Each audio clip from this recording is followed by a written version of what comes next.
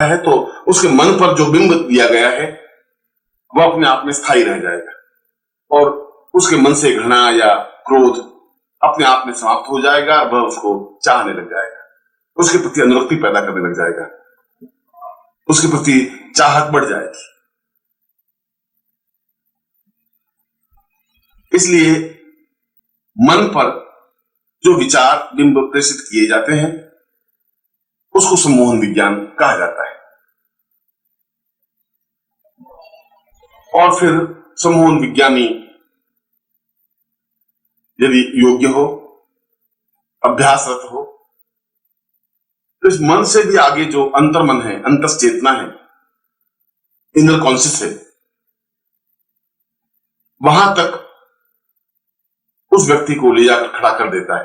वो बाहर दुनिया से कट जाता है, बाहर दुनिया का प्रभाव उस पर होता नहीं, मस्तिष्क का प्रभाव उस पर नहीं होता, बुद्धि या तर्क उसके ऊपर हावी नहीं होते और वह मन पर आकर के खड़ा हो जाता है, मन की गिरफ्त में आ जाता है। जो मन कहता है उसी को मानने लग जाता है और सम्मोहन विज्ञान इसको और आगे ले जाकर के अंतर्मन तक खड़ा कर देता है और हमेशा हमेशा के लिए कोई भाव या कोई बिंब या कोई वस्तु या कोई तथ्य उसके अंतर्मन में अंकित कर देता है।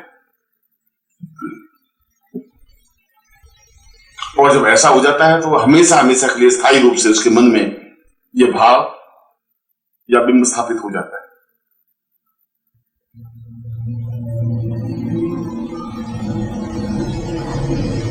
और ऐसा सहज सरल संभव है। जो कुछ मैंने ऊपर बताया है, इन प्रयोगों को मैंने हजारों बार हजारों लोगों पर किया है और एक भी घटना ऐसी नहीं हुई कि उसमें असफलता मिली, 100% सफलता मिली। इससे विश्वास जमा कि सम्मोहन विज्ञान अपने आप में प्रामाणिक है, अपने आप में क्रांतिकारी है। इसके माध्यम से जिस प्रकार से भी चाहे, जो भी चाहे, कार्य संपन्न करवाया जा सकता है, किया जा सकता है। पत्थर दिल को भी अपने अनुकूल बनाया जा सकता है, किसी के भी मन में घृणा या क्रोध पैदा किया जा सकता है, यहां तक कि जज को भी अपने अनुकूल बनाया जा सकता है, वकील को भी अपने अनुकूल किया जा सकता है, ऑफिसर को अपना वशवर्ती बनाया जा सकता है, किसी पुरुष या स्त्री को अपने वश में किया जा सकता है, पूरी भीड़ को अपने अनुकूल बनाया जा सकता है, बुरी आदतों से छुटकारा पाया जा सकता है, अपने आप को सजेशन देकर के अपने आप को सम्मोहित करके सारी समस्याओं से मुक्ति पाई जा सकती है और तनावों से छुटकारा मिल सकता है।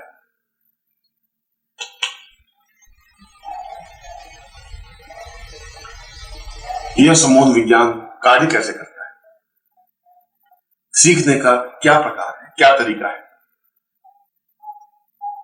ज्यादा अच्छा तो यह हो कि जो व्यक्ति सम्मोहन विज्ञान सीखने का इच्छुक हो वह किसी सफल सम्मोहन विज्ञानी या हिप्नोटिस्ट के पास जाकर रहे और उससे प्रैक्टिकल सीखे, क्रियात्मक रूप से सीखे, अभ्यास करे, तो सफलता के परिणाम ज्यादा अनुकूल बन सकेंगे।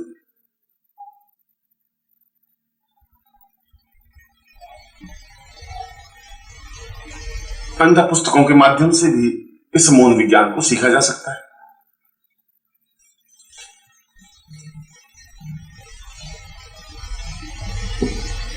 किसी भी व्यक्ति को उसकी बुद्धि से परे हटाकर चेतन अवस्था से अलग कर उसे बाहर दुनिया से काटने का काम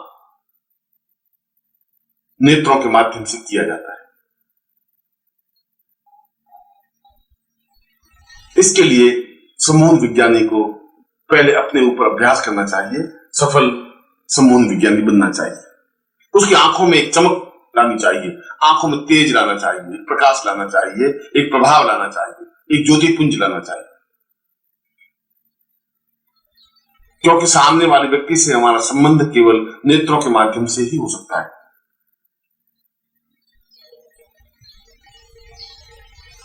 इसके लिए सबसे अच्छा तरीका यह है कि प्रातःकाल उठकर स्नान कर सामान्य और सरल कपड़े पहनकर किसी एकांत कमरे में बैठ जाए जहां बाहरी आवाज या शोरगुल बिल्कुल न हो, किसी प्रकार से कोई हस्तक्षेप न हो, कोई आवाज न हो, यह जरूरी है।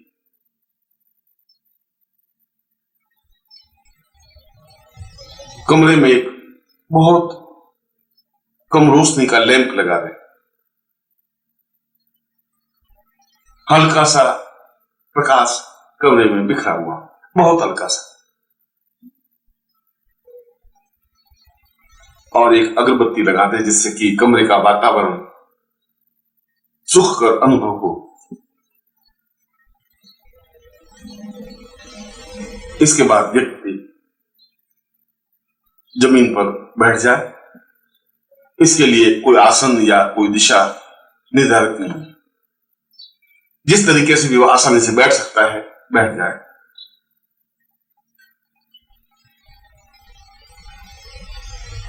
और अपने सामने 1 फीट की दूरी पर दीवार पर अपनी आंखों के ठीक सामने एक छोटा सा लाल बिंदु लगा दें। वो लाल बिंदु इतनी बड़ी होनी चाहिए जितनी कि दिखाई दे सके। इसके बाद सीखने वाले सम्मोहन विज्ञानी को चाहिए कि वह एक टक उस लाल बिंदु को देखता रहे। इसमें इस बात का ध्यान रहे कि इस देखने की क्रिया में पलक नहीं झपकाए। बिना पलक झपकाए बराबर देखते रहने की क्रिया को त्राटक कहते हैं, और यह सम्मोहन विज्ञान का आधारभूत सत्य है, त्राटक, क्योंकि इसी के माध्यम से आगे के सारे विज्ञान को समझा जा सकता है। शुरू में तकलीफ होगी, 1 मिनट या 1.5 मिनट के बाद आंखें थकने लगेंगी, आंख बंद हो जाएगी। व्यक्ति को चाहिए कि पास में पानी का लोटा रखे और उससे आंख पहुंचकर आंख को थोड़ा रेस्ट, आराम देकर फिर देखने का अभ्यास शुरू करें। 2-3 बार वो अनुभव करेगा कि 2-3 मिनट तक बिना पलक झपकाए अपलक उस बिंदु को देखने में सफल होने लगा है। धीरे धीरे इस अभ्यास को बढ़ाएं। इसके लिए किसी मंत्र जप की जरूरत नहीं है, केवल क्रियात्मक पक्ष है। इस बिंदु को बराबर देखते रहने, अपलक देखते रहने की क्रिया कम से कम 32 मिनट की होनी चाहिए और ज्यादा से ज्यादा 60 मिनट का अभ्यास करना चाहिए। 32 मिनट से उसकी आंखों में सम्मोहन का भाव पैदा होने लगता है। उसकी आंखों में एक ऐसी विद्युत स्फुलिंग बनने लगती है जो सामने वाले की आंखों से उसके चित्त पर, मन पर सीधा प्रभाव पैदा करने में समर्थ होने लगती है। हम सामने वाले को प्रभावित तो उनकी नेत्रों के माध्यम से ही कर सकते हैं। ये जरूरी नहीं है कि सामने वाले को हम स्पर्श कर सके, सुला सके, भाव न दे सके। हम तो उनको देखते हैं और देखते ही मन में एक भावना पैदा, चिंतन देते हैं, और जब अभ्यास 60 मिनट का हो जाएगा तो उस मौन विज्ञानी की आंखों में एक विशेष प्रकार की लपक, एक विशेष प्रकार की ऊर्जा पैदा होगी। यह ऊर्जा अपने आप में बहुत शक्तिशाली है, हजार परमाणु बमों से भी ज्यादा ताकतवान, क्षमतावान है। एक ऐसी लपक है जो सामने वाले की आंखों से होते हुए उसके मन पर पहुंच जाती है। इसका सीधा संबंध सामने वाले की आंखें और आंखों के माध्यम से उसके मन पर पहुंचने की क्रिया है।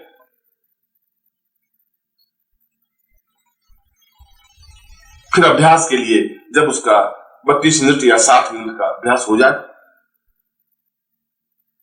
तब वह प्रयोग करे। किसी अधिकारी के पास या किसी व्यक्ति के पास या किसी मित्र के पास जाए, उसके सामने बैठिए और 1 मिनट या 2 मिनट देखें। 1 मिनट देखने के बाद सुझाव दे कि अपने होठों से यह सुझाव दे मन ही मन कि यह मेरा मित्र उठे और पानी की गिलास ला करके मुझे दे, और वह अनुभव करेगा कि वह उठ करके पानी की गिलास लेके आ जाता है। इसका मतलब आपने जो उसकी आंखों के माध्यम से आज्ञा दी, वह उसके चित्त पर, मन पर अंकित हुई, मन पर अंकित हुई, उसके अनुसार वो कार्य करने लगा। यदि वो पानी गिलास ला के देता है तो दूसरे कार्य भी जैसा आप कहेंगे वैसा ही करेगा। अधिकारी को, किसी पुरुष को, किसी स्त्री को इस प्रकार की आंखों से देखकर, भावना देकर आज्ञा दी जा सकती है,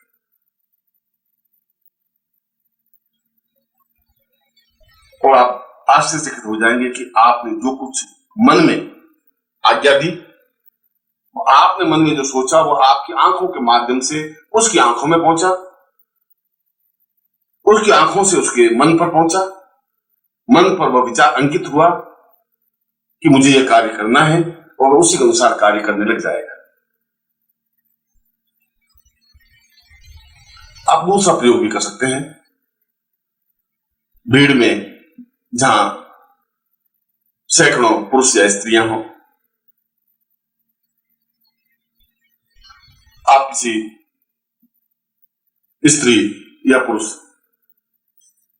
की आंखों पर अथवा उसकी गर्दन पर या उसके पीछे के भाग में या गर्दन के पिछले हिस्से पर अपनी दृष्टि गड़ाकर मन में यह भावना दें कि यह घूमे और घूमकर मेरे पास आए और मुझे पूछे कि तुम्हारे क्या हाल चाल है, और केवल 1 मिनट गर्दन के पिछले हिस्से पर यह भावना दे,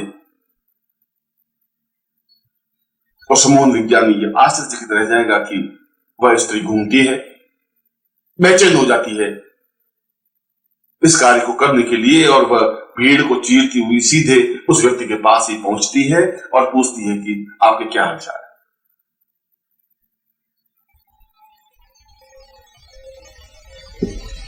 फिर आप इस प्रयोग को थोड़ा सा आगे बढ़ा सकते हैं।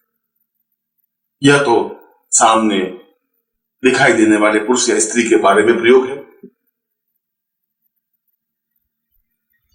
जब आपका अभ्यास 60 मिनट का या इससे ज्यादा होने लग जाए,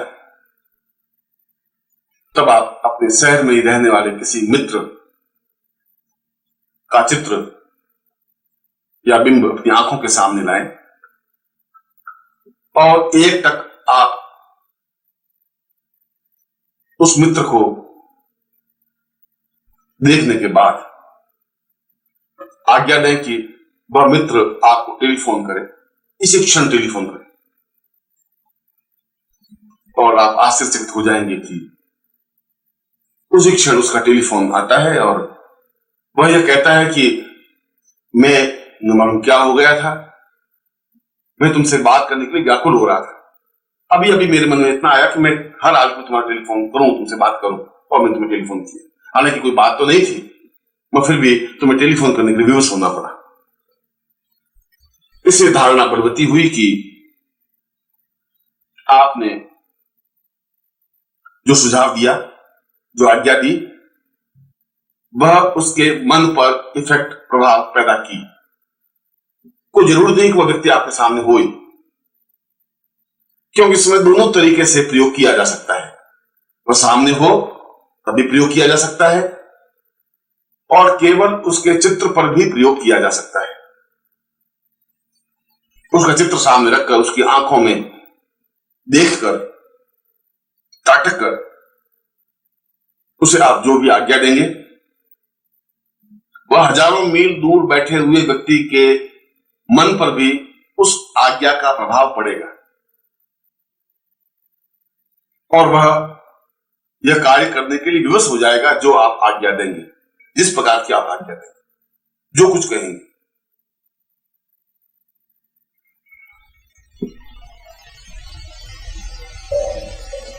कोई व्यक्ति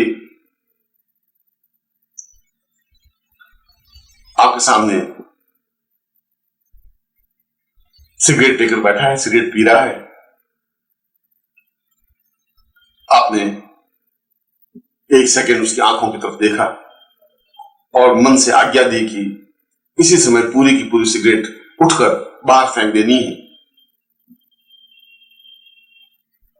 और आप देखेंगे कि आधे सेकंड के बाद वह बेचैन हो जाएगा, छटपटाने लग जाएगा।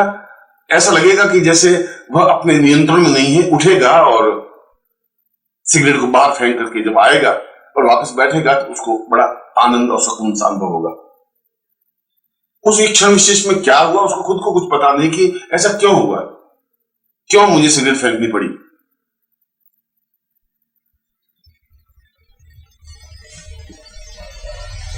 ठीक इसी प्रकार का भाव, इसी प्रकार की आज्ञा प्रेमी को, प्रेमिका को, पुत्र को, पुत्री को, पत्नी को, पति को, अपने अधिकारी को, किसी को भी दी जा सकती है। और विशिष्ट प्रकार में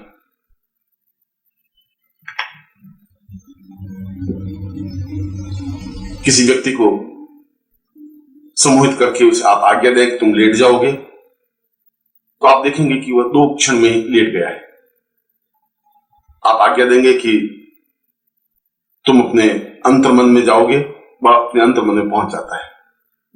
और फिर आप उसे जो भी आज्ञा देंगे, उसके मन में जो भी बातें होंगी, जो छुपी हुई घटनाएं होंगी, वह भी आप पूछने पर, आपके पूछने पर वो बता देगा। और जब आप कहेंगे कि अब तुम्हें इस समस्या से निजात पा जानी है, तो अपने आप को राहत महसूस करेगा। और जब वापस उसको चेतन अवस्था में लाएंगे तो वह उन समस्याओं से मुक्ति अनुभव करेगा। ऐसा तो व्यक्तिगत रूप से और क्रियात्मक रूप से आप देख ही सकते हैं। वास्तव में ही यह विज्ञान बहुत ही श्रेष्ठ है, जिसे सीखकर जीवन को अनुकूल और सुखमय बनाया जा सकता है। मैंने हजारों प्रयोग किए हैं और उसमें लाभ दिया है। ओम परम तत्वाय नारायणाय गुरुभ्यो नमः। ओम ह्रीं मम प्राण देह रोम प्रतिरोम चैतन्य जाग्रय ह्रीं ओम नमः। ओम भूर्भुवः स्वः तत्सवितुर्वरेण्यं भर्गो देवस्य धीमहि धियो यो नः प्रचोदयात्।